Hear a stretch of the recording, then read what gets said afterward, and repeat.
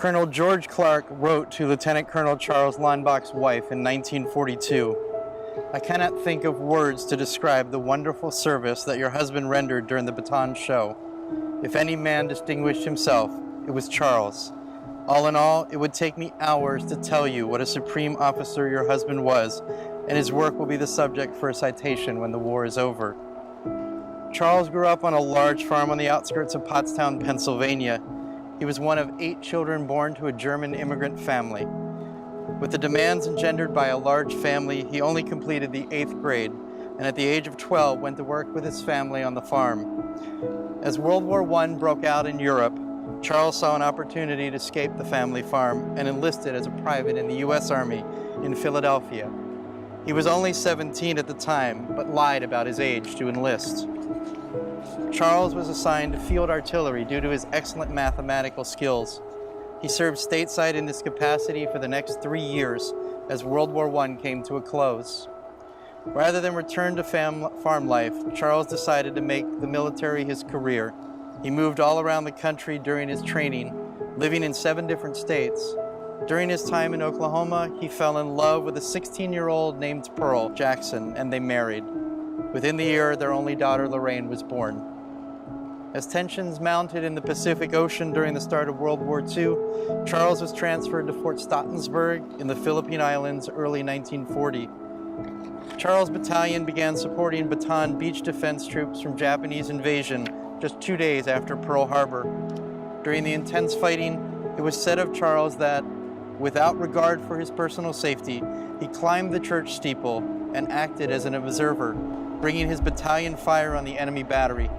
One shell scored a hit on the church, but he continued his observation until the enemy battery was silenced. The fighting continued until April of 1942, when U.S. forces surrendered at Bataan. Following this, Charles became a prisoner of war at Camp No. 1 at Cabanatuan on the island of Luzon. As Allied advances continued toward the mainland of Japan, Leinbach was loaded onto the forward hold of the Orinoco Maru and departed Manila, destined for a stop at the prisoner of war camp in Jinsen, Korea. After surviving 1 air raid by U.S. planes, Charles was loaded onto the Anuru Maru on December 27, 1944, bound for Formosa. While docked, this ship was also bombed by American planes on January 9, 1945. The last report by the International Commission of the Red Cross, made on the same day, confirmed Charles' status as deceased. Charles finally returned to the mainland United States in 1948, and on September 30th was laid to rest here in San Francisco. It was at this service that the pastor read the following lines from the poem "Taps Is Not Enough" as a tribute to Charles. "Blow, bugles, we have won a victory, but not a war. Blow down the myth of race, the arrogance of states, the pride of self. Blow down the fragile barriers of creed, the lust for power over men. Speak for our brave now lying here where they fell. Say for them what their deaths have already said. We paid in the bright currency of life. They know we will not let their deaths be in vain. Their spirits join us. Taps is not enough."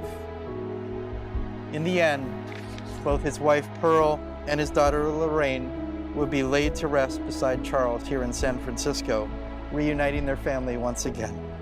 For your service and in your honor, we remember you today, Charles Leinbach.